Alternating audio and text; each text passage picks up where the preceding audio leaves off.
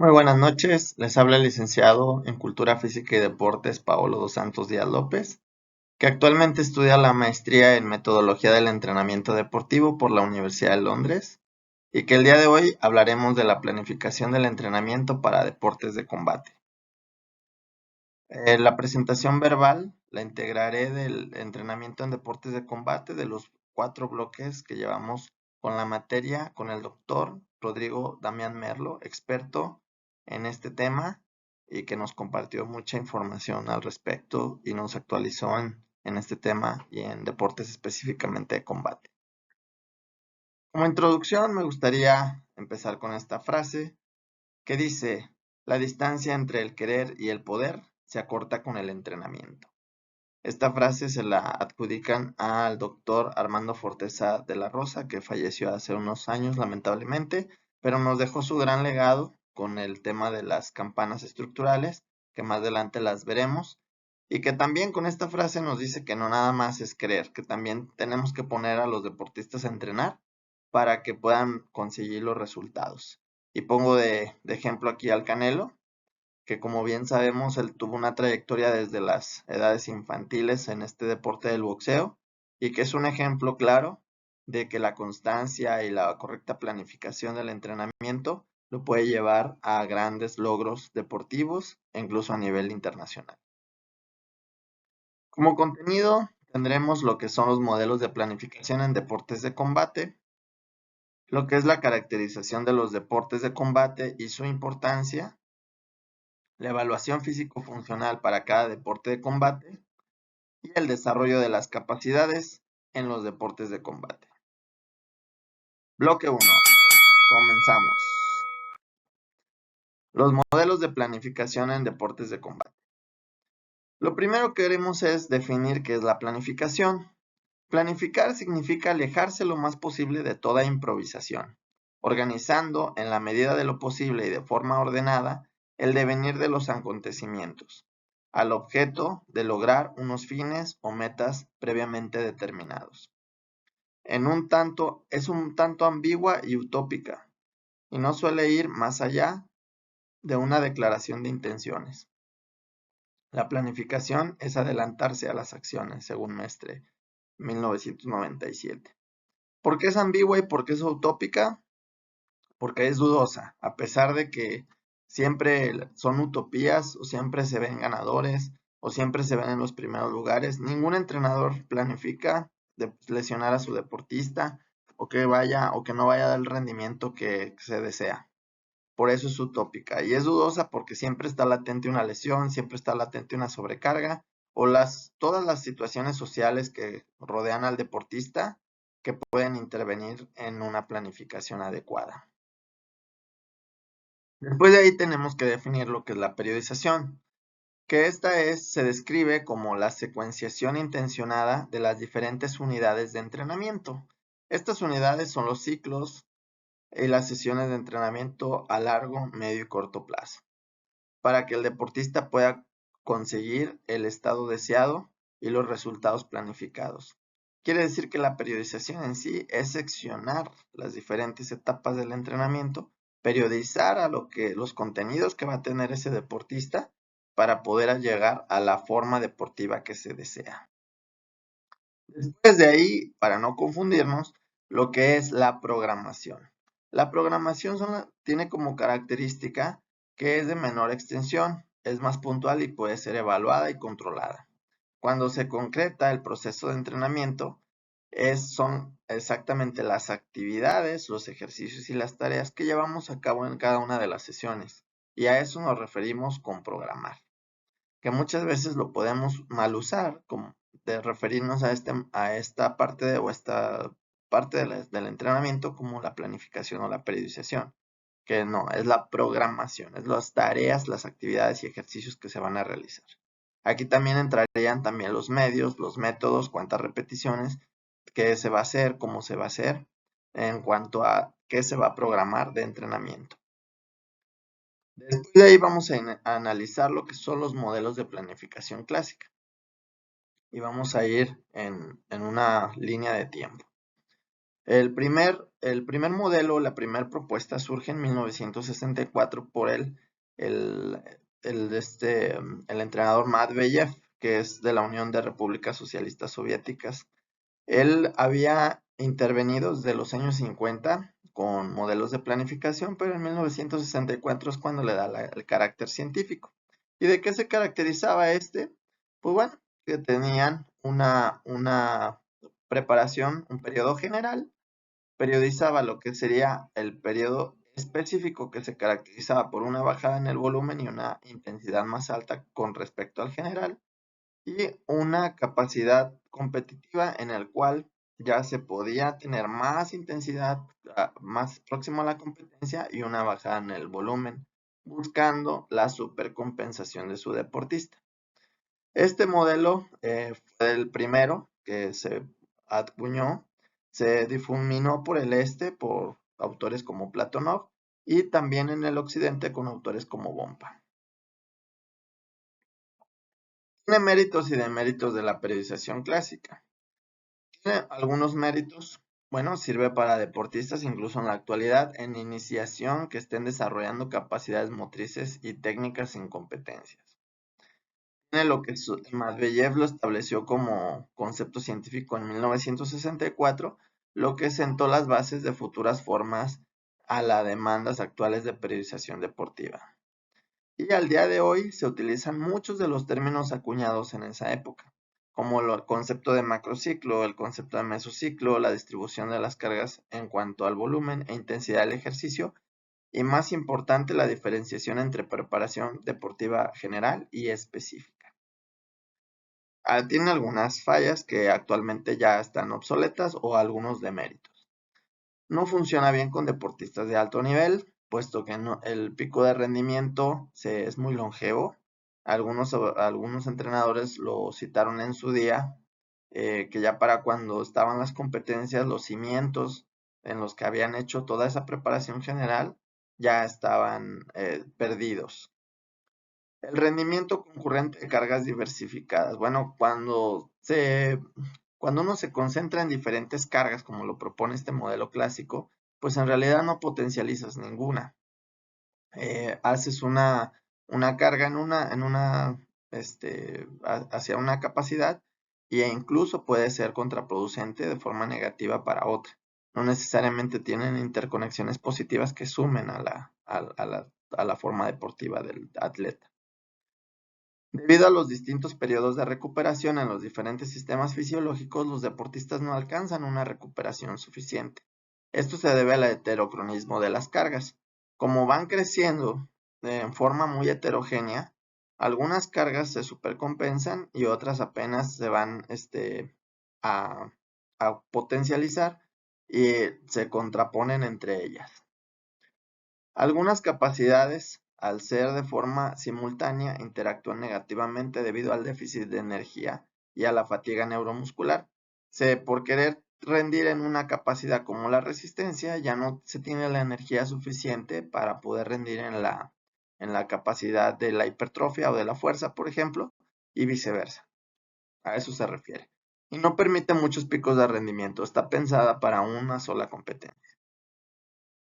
Eh, Basado en esto, Platonov nos hace un modelo multicíclico que consiste en hacer cargas acentuadas y se acentúan un poquito más porque los periodos son más cortos. Entonces la periodización, al ser un poquito más cortita, se pueden tener mayores picos de rendimiento, que es lo que se busca con los estresores del entrenamiento o los estímulos que se dan por medio de las cargas. Después de ahí sale lo que es el modelo pendular con Arosyev, que nos dice que van a ir decreciendo las capacidades, las columnas blancas son las capacidades generales o los entrenamientos de capacidades generales y las específicas son las columnas de color rojo, negro y blanco. Viene lo que es Forteza de la Rosa con las modelo de campanas, que se parece un poquito al pendular, pero se diferencia de en que se contemplan o se nace lo que son las condicionantes y las determinantes, que dicho de otra forma, las determinantes son son las acciones que determinan que yo pueda ganar mis deportes. Por ejemplo, en el boxeo, que sea un knockout o que sean los golpes explosivos, esos serían los determinantes. Un golpe que me permita hacer un knockout es algo determinante. Y una condicionante sería la capacidad física, por ejemplo, la capacidad oxidativa mitocondrial o la mejora de la capacidad central o periférica, que pueden ser condicionantes para que yo pueda acuñar mi deporte y que pueda ser explosivo y que pueda mantener la resistencia y la fuerza de resistencia durante todo el combate, que al final es lo que me va a ayudar a ganar. Después de ahí, lo que es Pedro Gómez nos propone este modelo bifásico para el taekwondo, que se asesora él con lo que es Forteza de la Rosa y no cambia básicamente lo que son los conceptos de condicionante y determinante. Es bifásico, ¿por qué? Porque a diferencia de los otros, están presentes el 100% del tiempo. Las condicionantes lo que hacen es disminuir, pero están presentes, aunque bajan demasiado, en un periodo o un mesociclo ya finalizado o de realización, que serían otros modelos de bloque. Y las determinantes se incrementan, pero también están desde el principio. Entonces, por eso es bifásico, porque las capacidades determinantes y condicionantes se ven en todo momento, simplemente con una diferencia de privilegio o de porcentaje. Y se puede ver cómo las determinantes se acentúan conforme se va aproximando la competición. Después de ahí lo que tenemos es el sistema de bloques. El sistema de bloques es una propuesta de Berzhoshansky. Él se da cuenta de que el efecto retardado de algunas cargas le puede sumar, eh, por ejemplo, esta puede ser fuerza máxima, después pasa a ser fuerza potencia y después fuerza explosiva. Entonces la suma y la consecución de las diferentes cargas de entrenamiento le van a ayudar a mejorar la forma deportiva y el potencial motriz de su deportista. Que este concepto fue algo que él nos dejó de legado, el potencial motriz. Igual si es resistencia, sería resistencia aeróbica, glucolítica, o más bien oxidativa mitocondrial, glucolítica y creatinfosfato o fosfagénica. Después Isurin y Caverin nos acuñan lo que es el modelo de planificación en ATR, que hacen un periodo de acumulación, es básicamente un bloque, en donde se ven lo que son la fuerza de forma básica, la resistencia de forma básica y la técnica y la táctica de forma básica. Después de ahí se sube a un siguiente escalón, que serían la fuerza específica, la resistencia específica, la técnica táctica específica y a un último escalón de realización que es de velocidad, de preparación integrada y de técnico-táctica competitiva. Entonces es una aproximación de las cargas a la competencia. Aquí se ve un poquito mejor lo que es el ATR, serían 4 semanas, otras 3 de transformación y 2 de realización, que nos dan un total de 9 semanas. Aquí se ve cómo se van incrementando las cargas de entrenamiento. La intensidad, esto es crucial, aquí es donde se permite el efecto que nos va a dar el rendimiento deportivo al final de la etapa en la realización.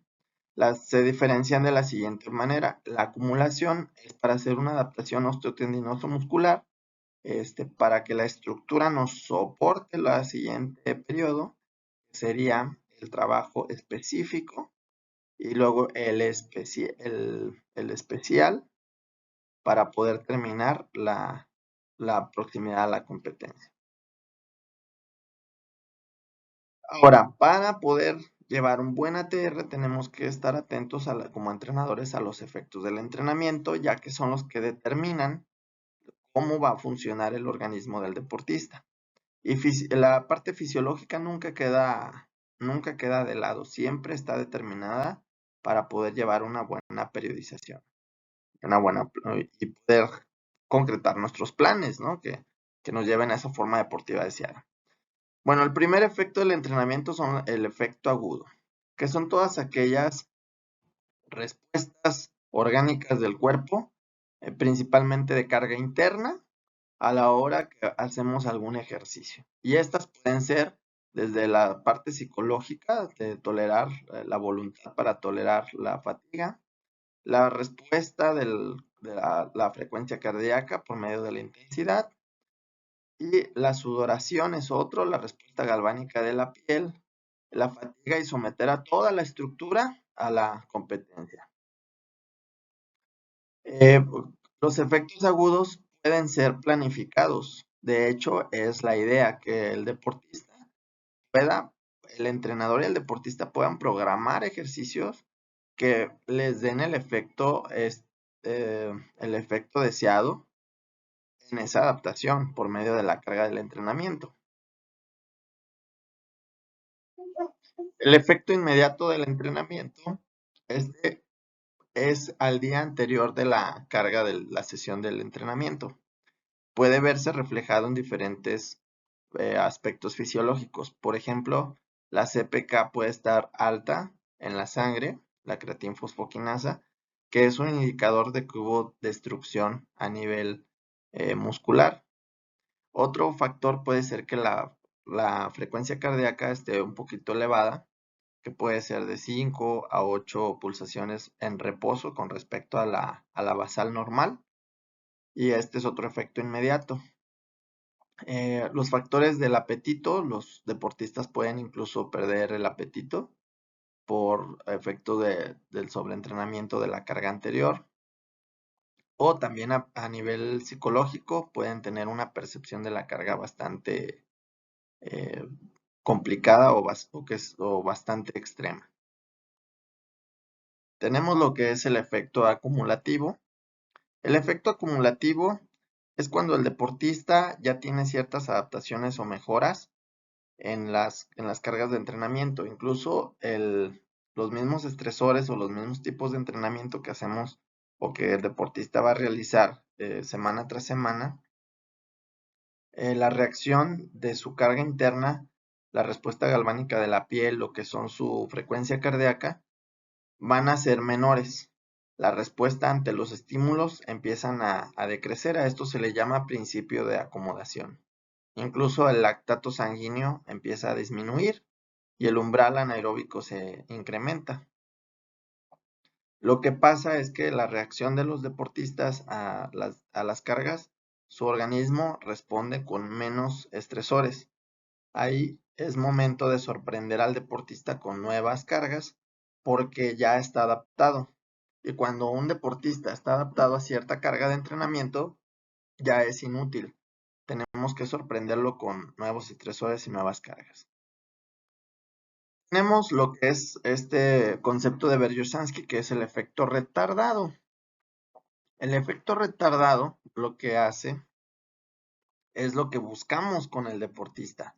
A diferencia del efecto acumulativo, este requiere al menos 2 semanas de, de periodo para que el organismo pueda regenerarse a nivel energético y a nivel estructural. Y es el momento en el que el deportista está en su mejor forma deportiva y se siente que puede hacer todo lo planeado y todo lo pensado y se siente con mucha energía. Entonces, este efecto retardado nos lo permite una bajada en la carga durante el periodo de realización. Y como les comento, el efecto acumulativo normal del entrenamiento va a generar estas adaptaciones, pero con descargas de 2 a 3 días. Y el efecto retardado es más longevo, de 1 a 2 semanas para poder tener toda la carga a niveles óptimos para la competencia y con ese performance y la forma deportiva que se busca. Tenemos lo que es el efecto residual también, que es el quinto efecto del entrenamiento, que es la retención básicamente de estos efectos retardados o las adaptaciones morfofuncionales que se tuvieron con los demás efectos. Por ejemplo, la resistencia, los autores como Isurin y Caverin lo dicen que tienen de 25 a 35 días la adaptación. Después de este empiezan a desaparecer las adaptaciones. Un periodo más cortito que sería para las adaptaciones de fosfocreatina que son las de fuerza explosiva, son de 5 a 8 días. Entonces, estos efectos son los que nos determinan la periodización y son fundamentales tenerlos en cuenta para que puedan ser planificados y que puedan ser detectados por el entrenador y que puedan ser periodizados y saber en qué momento, por ejemplo, en los efectos residuales, se empieza a perder o se estima que se empieza a perder una capacidad para poder, volver a empezar un nuevo periodo o un nuevo macrociclo. De hecho, las capacidades, incluso estando en el periodo de transformación, se pueden decrecer. La fuerza explosiva, ha habido estudios donde se decrece la fuerza explosiva a pesar de que el efecto retardado se está buscando para la competencia. Y esto es debido a que al no recibir estímulos, en cuanto se interrumpe un estímulo, pues empiezan las capacidades a desaparecer en automático, aunque tienen un periodo de longevidad que nos marca los efectos residuales. Bien, el bloque número 2. Bien, aquí hablaremos de las características de los diferentes deportes de combate. ¿Por qué caracterizar? La caracterización deportiva es un punto de partida para la organización y programación del entrenamiento, puesto que en ella se consiguen todos los aspectos relevantes que guían el proceso y la orientación de la formación, la especialización y los altos logros en el deporte. Es por ello que el entrenador debe situar las características fundamentales de su deporte, si es de carácter acíclico o sus habilidades son centradas. La caracterización es importante según Abela 2011. ¿Por qué? Porque nos permite identificar la globalidad del deporte, sus características, si es cíclico, si es acíclico, qué capacidades son las más determinantes, como ya lo mencionamos en los modelos de planificación, cuáles son las más condicionantes, a qué nivel de lactasemia se requiere competir, cuál sería un VO2 max periférico importante para un deportista, cuál sería el nivel de golpeo que tiene un deportista. Entonces, lo primero es caracterizar. Las características generales de los deportes de combate, bueno, es que los deportes de combate son actividades intermitentes, son dinámicas y de alta intensidad, que requieren complejas habilidades físicas y tácticas. El rendimiento en estos deportes está determinado por acciones de alta potencia, aplicadas en contextos imprescindibles. ¿Cómo caracterizar los deportes de combate? Bueno, lo primero es definir la disciplina, buscar la densidad, que sería la relación esfuerzo-pausa, la antropometría, los parámetros energéticos y los parámetros morfofuncionales. Como un ejemplo les tengo lo que es el deporte de boxeo. La definición del boxeo es, según el diccionario de la Real Academia Española, el boxeo es un deporte que consiste en una lucha de dos pugiles, con las manos enfundadas en guantes especiales y conformidad con las reglas. Las características generales del boxeo es que es un deporte de contacto exclusivamente con los puños, intervalado, de acción y recuperación fijos, que comprenden rounds de 3 minutos de combate por 1 minuto de descanso. Es un deporte acíclico, de oposición entre los participantes, de vía energética predominante oxidativa mitocondrial y vía energética determinante fosfagénica en gastos de alta explosividad. Las características fisiológicas del boxeo, el principal objetivo de la preparación física es retrasar la aparición de la fatiga, aumentando la tolerancia a la acumulación del ácido láctico, incrementando la disponibilidad del ATP y creatinfosfato, a partir de la mejora de la eficiencia del uso de oxígeno, optimizando la recuperación entre los intensos estallidos de las actividades. Esto nos lo dice Gudetti 2002. Las características fisiológicas del boxeo, según Goss, cerca del 70% de las kilocalorías gastadas en la práctica del boxeo provienen del sistema oxidativo mitocondrial y un 30% del sistema glucolítico y fosfagénico. Con estas dos referencias se puede concluir que es de gran importancia desarrollar en los boxeadores una significativa potencia oxidativa para remover rápidamente los productos de desecho del sistema oxidativo mitocondrial buscando reutilizar el lactato en una neoglucogénesis, bajar la acidez en el organismo y generar ATP vía mitocondrial para restituir el almacén de fosfatos. Otra característica fisiológica del boxeo es que es importante el papel de las vías fosfagénicas. Se reflejan en el pico de potencia logrado en un golpe recto, el cual llega a una fuerza de 2646 newtons para un golpe entregado en 60 milisegundos. Como características antropométricas del boxeo, en sus estudios Smith del 2006 describe que los boxeadores ingleses de alto nivel poseen una conformación corporal predominantemente mesomórfica en la categoría seniors y ectomórfica en los juniors. En los estudios precitados podemos comprender que un elevado porcentaje de masa muscular y un bajo peso adiposo serán fundamental para lograr altos niveles de rendimiento en esta disciplina. Como características morfofuncionales del boxeo, las especialidades en el área del boxeo exponen que las manifestaciones físicas determinantes para la victoria en el combate son la rapidez y la resistencia a la fuerza explosiva. Particularmente creemos que es fundamental desarrollar una estructura anatómica y funcional que ofrezca la posibilidad de utilizar los sistemas energéticos en su transferencia a los gestos deportivos. Es importante también estimular el sistema nervioso buscando mejorar el automatismo o la rapidez como consecuencia de la adaptación neural.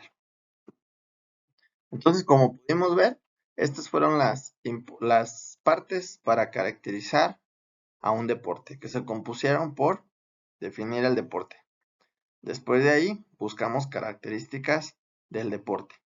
Después de ahí, buscamos, como siguiente paso, las características determinantes desde una perspectiva fisiológica, las características morfofuncionales y las características antropométricas. Vámonos al bloque 3, que son las evaluaciones físico-funcionales para el deporte de combate. El doctor Rodrigo Damián Merlo nos habla del modelo de planificación como un ecualizador, que consiste básicamente en ver cada una de las pestañitas para ecualizar como una capacidad. Entonces, la capacidad que tenga más elevada, por ejemplo esta, digamos que es la fuerza, esa la voy a mantener y voy a darle más desarrollo a las menos elevadas. Por ejemplo, si esta fuera la resistencia. Entonces, vamos a buscar cuáles son las menos estimuladas o las menos desarrolladas en el deportista para levantarlas. Y para eso, pues tenemos que primero evaluar. El modelo de planificación ecualizador se compone por 4 pasos. El primero es, pues, ver la característica del deporte, que en este caso el boxeo, pues, requiere de fuerza, resistencia y agilidad, en este ejemplo.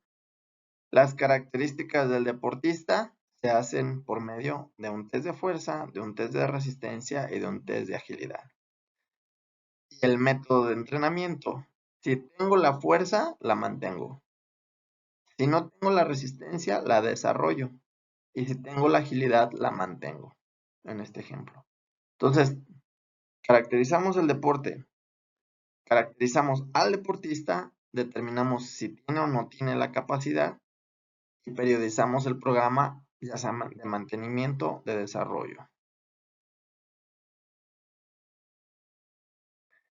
Las evaluaciones de composición corporal son fundamentales para determinar el somatotipo de mi deportista. Podemos necesitar a un deportista, un phantom, así, que tenga porcentajes de grasa bajos, que tenga altos niveles de fuerza muscular y de resistencia. Y tenemos que llevar siempre a nuestro deportista a este ideal por medio de la carga. Esto depende de factores genéticos y factores funcionales de nuestro deportista, pero las cargas de entrenamiento nos pueden ayudar a corregir ciertas capacidades o cierta composición corporal, como lo es el porcentaje de grasa. Podemos encontrar en el boxeo el somatotipo endomórfico, el mesomórfico y el ectomórfico, que hacen la linealidad, la musculación y la grasa o la adiposidad. Este tipo de evaluación es normalmente hecha por un nutricionista, por un nutriólogo deportivo, y se toman lo que serían los pliegues cutáneos, se utilizan ecuaciones para poder determinar la densidad corporal y así sacar el porcentaje de grasa de una persona. Tenemos lo que serían la prueba de resistencia, ¿sí? Para poder determinar el VO2 max. Tenemos lo que es el test de golpeo, para poder determinar la situación periférica y poderla comparar con otros boxeadores. Aquí está su servidor con uno de los boxeadores que entreno y que estamos haciendo el test de golpeo. Tenemos lo que es test de agilidad para poder desarrollar la agilidad en los deportistas.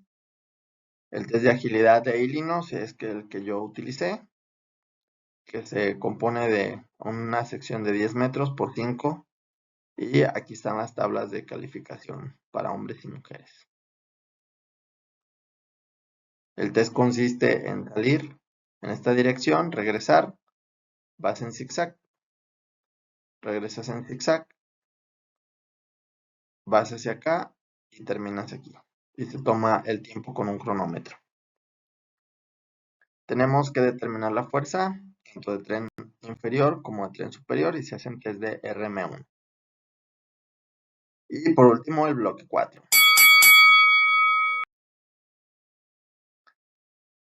Tenemos que comprender primero el desarrollo de capacidades en los deportes de combate. Pues primero tenemos que entender lo que es el proceso de supercompensación. Cuando está en un nivel inicial y se somete al estímulo o la carga de entrenamiento, la homeostasis se va a romper. Entonces, esta responde con una adaptación y un nivel superior. Aquí es momento de volver a someter al cuerpo a otra carga de entrenamiento. Dependiendo de la carga y del estresor que hacemos y la orientación hacia qué capacidad, va a ser el momento de iniciar con una nueva carga. Tenemos que esperar a que se recupere. Sí. Los factores condicionantes y determinantes en los deportes acíclicos van a depender de las situaciones. Por ejemplo, tenemos lo que es el metabólico, el neuromuscular y el neurocognitivo. Podemos tener como condicionante a nivel metabólico la vía oxidativa y glucolítica y determinante la vía fosfagénica en este ejemplo del boxeo. Pero podemos tener otra que la determinante pueda ser condicionante y la glucolítica sea determinante en función de las necesidades del deportista o del tiempo de combate. Las neuromuscular serían los niveles de fuerza son condicionantes y la potencia aplicada es determinante. Y el neurocognitivo, el dominio técnico es condicionante y el manejo estratégico sería determinante, ya que un deportista que no sepa utilizar su potencial motriz y su capacidad técnica de la manera más óptima, pues pudiera perder el combate debido a estos factores.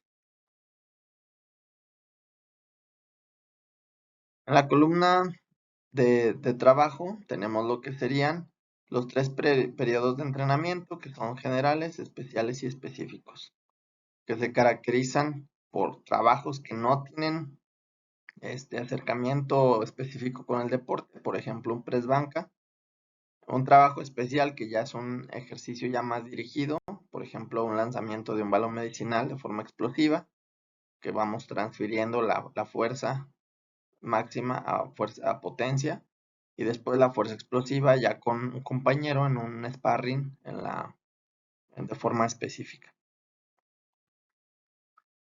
Tenemos lo que son el periodo de entrenamiento, las características de cada uno. Como general tenemos la zona de fuerza máxima, ejercicios generales, grupos musculares con peso, énfasis en el trabajo de oxidativo mitocondrial. Para la resistencia y para la coordinación tenemos agilidad, adquisición y confiabilidad, y efectos visuales como la atención y la agudeza. Después pasamos a un periodo especial donde son las zonas de fuerza y potencia, ejercicios especiales de cadena muscular o peso, énfasis en el trabajo glucolítico, o sea, vamos transfiriendo cada una de las capacidades, la agilidad de la presión y la coordinación, la visual a nivel periférico y resistencia. Y como específico tenemos en la fuerza, pasamos a lo que es la zona de fuerza explosiva, en los ejercicios específicos y las cadenas musculares con peso.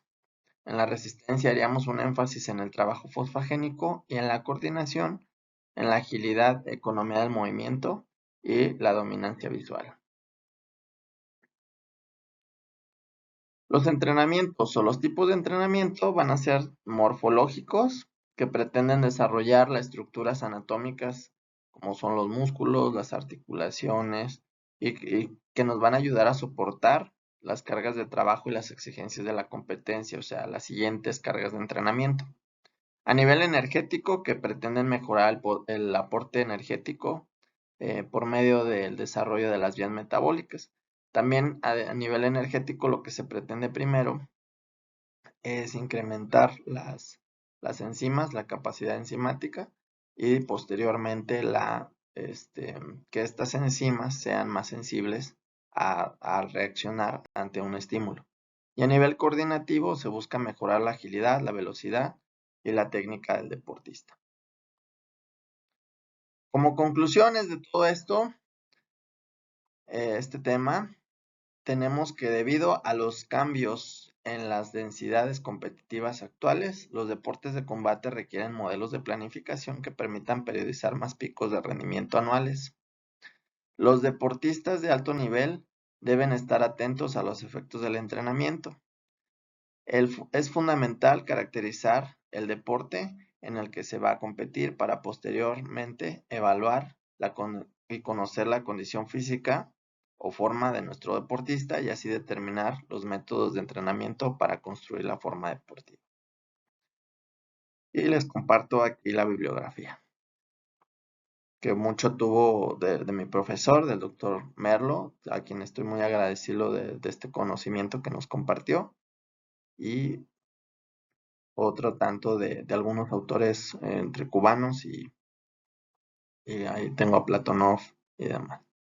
Bueno, de mi parte es todo, muchas gracias, espero haber cumplido con la misión de haber dado la explicación completa, y quedo a sus órdenes para cualquier duda o aclaración.